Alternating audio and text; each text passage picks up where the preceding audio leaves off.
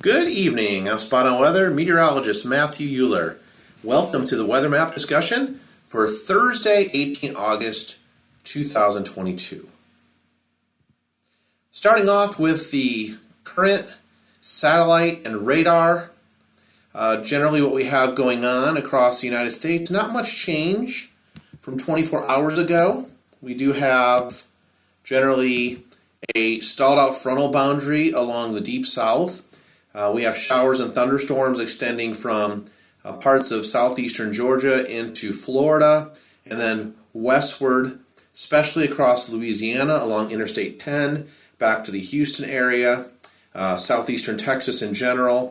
And then we have all this moisture that's streaming north from Mexico on into parts of Arizona, parts of Utah, and then also parts of Oregon and Washington State. There's some moisture here in the western U.S., and you can see that on the latest radar composite showing the rain showers from just east of Seattle down through parts of Oregon, southward into parts of Nevada. Again, Arizona, we're having some radar returns show up with precip. Quite a cluster of heavier showers and storms around the Houston metro area, as well as parts of Georgia there, coastal Georgia, on down into parts of the Florida Peninsula. There are a few scattered showers still remaining from a remnant area low pressure system over New England, parts of New Hampshire, Vermont. And then there's another area of disturbed weather associated with showers and thunderstorms from basically eastern Nebraska up through northwestern Iowa in towards the Twin Cities, as well as parts of northern Minnesota into North Dakota. Looking at the 300 millibar wind speeds, generally, the 300 millibars equates to about 30,000 feet above the ground. Generally, what you see is the legend in each of these images. These graphics are for tomorrow. The image on the left is for Friday morning, the 19th of August, and the graphic on the right is for Friday evening, the 19th of August. In general, when you see the orange colors, it indicates higher wind speeds, as well as these green shaded colors. We have wind speeds in excess of 64 knots in association with the jet stream. In general, we have an upper level high, which is situated over parts of western Montana, with a clockwise flow around the high at 300 millibars. So we have a ridge configuration going up into western Canada. And then that drops off into a trough configuration with a higher wind speed extending from parts of South Dakota into Nebraska, as well as another area of accelerated wind speeds from southeastern Virginia offshore into the northern Atlantic. Across the northern Atlantic, we do have wind speeds in both figures for Friday. The jet stream is generally carved out from the mid-Atlantic out to the North Atlantic region. And these orange coloring indicates wind speeds in excess of 100 knots. Looking at the 500 millibar wind heights and vorticity, generally what we're expecting with vorticity, we have a little bit of positive vorticity up over central Minnesota in association with a closed low at 500 millibars or 18,000 feet above the ground. You also see the shortwave ridge, which extends from parts of Montana and northern Idaho northward into the Alberta province of Canada. We do have an area, closed low or lower heights, just off the Washington state coastline. And then we do have tomorrow by afternoon, we still see a very similar setup with a closed low at 500 millibars over southern Minnesota and a vorticity associated with, or rising air motion associated with that upper low. There's an additional closed low over eastern Canada for Friday. Looking at the 700 millibar vertical velocity and heights for tomorrow, Friday, the 19th of August, 2022. Generally, we have a vertically stacked system. Very similar at 700 millibars as far as location and the fact that these height contours are closed off over central Minnesota tomorrow morning. We also have some areas of vorticity across the I-10 corridor, parts of the Gulf Coast up into South Carolina. We do, by afternoon, have some additional vertical lifting going on across the western U.S., again associated with those showers and thunderstorms and the monsoonal moisture. And then again, here's that closed low tomorrow evening, situated over southern Minnesota, vertically stacked. Looking at the 850 millibar level, that closed low remains in the same location as at 700 millibars and 500 millibars, again vertically stacked at this point in the decaying stage. Overall, we do have some vorticity showing up at 850 millibars or 5,000 feet. In general, we have a ridging that's extending from the Bermuda High westward into the Mid-Atlantic region all the way into central Kentucky. And in general, we have that ridge configuration, again at 850 millibars, over parts of western Canada. Looking at the surface analysis for this evening, the 18th of August 2022, we do have a stalled frontal boundary which continues to remain draped across the western Atlantic Ocean, and we do have that frontal boundary, that stationary frontal boundary, extending back through the Florida Panhandle across the Biloxi, Mississippi area to New Orleans, and then back just north of Houston and across central Texas. Along this frontal boundary is where we have the greatest amount of lifting and instability as these waves of low pressure develop along the boundary and propagate towards the east-northeast. There is that occluded low pressure system up over southeastern Maine. That is in the process of decaying at this point, but generally there are some residual showers this evening across that part of the United States if you have travel plans to go up towards Maine. Additionally, we have a frontal boundary that extends basically from area of low pressure over South Dakota down into parts of northeastern Wyoming, and then extends northwestward into parts of Montana. North of the front, we have a 1024 millibar high pressure system. We do have some cooler temperatures that are filtering in to parts of the Dakotas north of the surface front. Additionally, we have monsoonal moisture. We have your thermal low or the heat low located over the heated desert areas of southeastern California, which is quite typical with an inverted trough configuration across those valleys of California. Looking at the wind forecast for tomorrow, the 19th of August, if you have any plans to travel across the United States, the morning wind forecast is on the left, and the evening forecast is on the right for Friday. Generally, most of the strongest winds are confined offshore the California coast, where winds could be in excess of 20 to 25 knots, generally associated with the Eastern Pacific high pressure system, that thermal contrast between the very hot desert areas of California and the much cooler coastline. So we get a tighter pressure gradient, we get stronger wind speeds as a result of that thermal contrast. Winds from the northwest off the California coast, and quite brisk. Over the parts of the Dakotas and in Nebraska, we see another area, and this is more of a northerly wind behind that frontal boundary I mentioned in the previous slide, and the blue coloring indicates wind speeds from 10 to 15 knots, generally over the Dakotas. So if you have travel plans across Interstate 80 tomorrow evening, Interstate 90 across South Dakota, Interstate 94 across North Dakota, things can get a little bit breezy. There's also slightly breezy conditions off the New England coast, but that remains offshore over the water. Looking at the precipitation forecast across the United States for the 19th of August, 2022, generally we have more showers that are developing across parts of South Carolina, specifically by tomorrow afternoon into the evening hours, as well as parts of North Carolina, stretching southwestward into southern Georgia. Again, the Florida Peninsula is going to have those afternoon showers and thunderstorms popping up due to sea breeze convergence. And then we also have scattered showers and thunderstorms if you have travel plans tomorrow along Interstate 10 from Pensacola to Mobile to Biloxi, Mississippi, and over to Louisiana and to the Houston, Texas area tomorrow. Still plenty of this tropical moisture across parts of Mexico on up into Arizona and New Mexico. The western U.S. as a whole, northwestern U.S. as a whole, does dry out some tomorrow.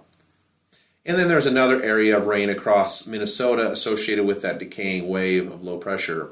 But we do have still some residual vertical lifting going on as we examined in the previous level charts. Looking at the forecast high and low temperatures across the United States for Friday, 19 August 2022, we generally see the hottest temperatures confined to southeastern Georgia, as well as parts, pretty much almost the whole entire Florida Peninsula actually, where high temperatures will range between 90 and 95 degrees, so that's where the heat's going to be tomorrow. We do have a little sliver of hotter temperatures as well across parts of New Jersey, northward into southeastern New York State, and parts of Connecticut, where the high temperature may reach close to 90 degrees tomorrow afternoon. Additionally, we have hotter temperatures across parts of southern Kansas, down into Oklahoma, OKC or Oklahoma City, Looking like it's going to be about 91 for a high tomorrow. Dallas, Fort Worth, 94. And then Houston metro area about 91 tomorrow with those showers and thunderstorms and slightly cooler temps due to cloud coverage. Additionally, South Texas remains very hot with highs ranging between 93 and 96 degrees Fahrenheit. The additional hot spots for tomorrow across the United States continue to be across the valley areas of California, San Joaquin Valley, as well as further north in the northern part of the state, where temperatures could easily exceed 100 degrees Fahrenheit.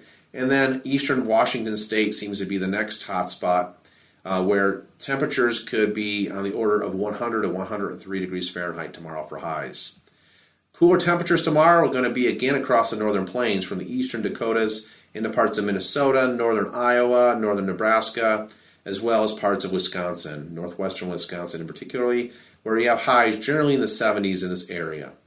We look at the low temperatures for tomorrow night across the United States. You'll notice that the deserts remain the warmest overnight, ranging with overnight lows between 70 to 75. In some cases, low temperatures, places like Palm Springs, California, only getting down to around 82 degrees by Saturday morning. And then parts of Washington State, eastern Washington State, again, overnight lows tomorrow night and Friday night in the low 70s. Along the Gulf Coast, we expect those temperatures to remain rather warm, and they are doing that this time of year in August. Overnight lows 70 to 75 degrees along the I-10 corridor as well as I-20 corridor. And then working our way northward, we get into cooler temperatures, more comfortable readings by Saturday morning across Illinois, Indiana, with lows near 60, 62 degrees in general. And then parts of Wisconsin and Minnesota. Minnesota has lows near 60. And some chillier temperatures at the higher elevations of the Appalachian Mountains down into the 50s, as well as parts of PA, New York State, as well as New England. Looking at the NOAA temperature and precipitation outlook over the next 6 to 10 day period, running from 24 to 28 August, the temperature probabilities are on the left, looking for above normal temperatures across parts of New England, including the Boston metro area, as well as southern Florida. And this is really going to be the hot spot with an upper level ridge in place across the Pacific Northwest. Probability of 90 to 100% within this darker maroon shading across parts of Oregon into Washington State in the 6 to 10 day period. While cooler or below normal temperatures are most likely to occur across parts of Texas into New Mexico, believe it or not, with a large swath of the Midwestern U.S. and Southeast near normal temperatures. Looking at the precipitation outlook over the next 6 to 10 day period, running through 28 August, generally we have above normal temperatures associated with the Four Corners region there, Utah, Colorado, New Mexico, and Arizona. Near normal precip along the U.S. West Coast, and then near normal precip from the upper Midwest to the Mid-Atlantic on up to New England. Now, looking at the U.S. Drought Monitor, the latest Drought Monitor, where is the greatest levels of drought occurring? That would be associated with this extreme drought D3 code and the exceptional drought D4 code across parts of Texas, a large chunk of Texas actually. And we also have very dry conditions across California, as well as parts of eastern Oregon, Nevada, as well as Utah. We also have, surprisingly, an area there up along the Massachusetts, eastern Massachusetts, into parts of Rhode Island, as well as Connecticut, that is fairly dry right now. We're looking at severe drought conditions in a light orange, and then that darker orange is associated with extreme drought for the Boston metro area, so they could really use some more rain. Generally, this is the 30-day percent of normal precipitation, showing you wetter than normal conditions from southern Illinois over the last 30 days into parts of southern Indiana, Kentucky. Also, we've had above normal precipitation, this is really good news if you look at the drought monitor over here. Parts of Nevada down to the valleys of California as well as Arizona. So hopefully that'll alleviate or put a dent in some of these drought colors here by the next update. Looking at the La Nina forecast, just wanted to throw out the latest on La Nina. We look at the 3.4 El Nino region there in the Eastern Pacific, the equatorial Eastern Pacific, Central Pacific. We see that this is the overall ray trace and how temperatures have changed, the water temperatures in that Nino 3.4 region. And we the water temperatures warmed slightly to just a 0.2 degrees Celsius deficit or below normal level there in mid-July. But look what's happened since. As we go now today on the 18th of August, look how below normal these Nino 3.4 waters once again are, the temperatures. They're minus 0.94 degrees Celsius below normal now. So the overall probability on the right by NOAA, generally expecting an 86% chance the La Nina conditions to continue until we get to the winter months. You notice the blue bar here, this is your La Nina probabilities. This is your percent chance or probability in the vertical axis. So you notice it's 86% to start for July, August, and September for La Nina conditions. And then it kind of levels off as we head in towards November, towards the fall. And then it drops off even further as we get into the winter months of December, January, and February, where the probability of La Nina is 60%. You notice the gray bar is starting to grow in height and get taller with time. That is ENSO neutral conditions. So right now, based off the latest model data, we're expecting to transition to ENSO neutral conditions, especially in the late part of winter, February, March, and April of 2023. But until then, we could be looking at what's a triple dip La Nina. This would be the third year in a row with La Nina conditions for the fall and winter season. So that's quite impressive. And then finally in tonight's video, the Hampton Roads 7-day forecast, Hampton Roads, Virginia, bringing it in much closer to home for southeastern Virginia. This is your next 7 days, and this is what we're expecting. Partly sunny conditions on Friday.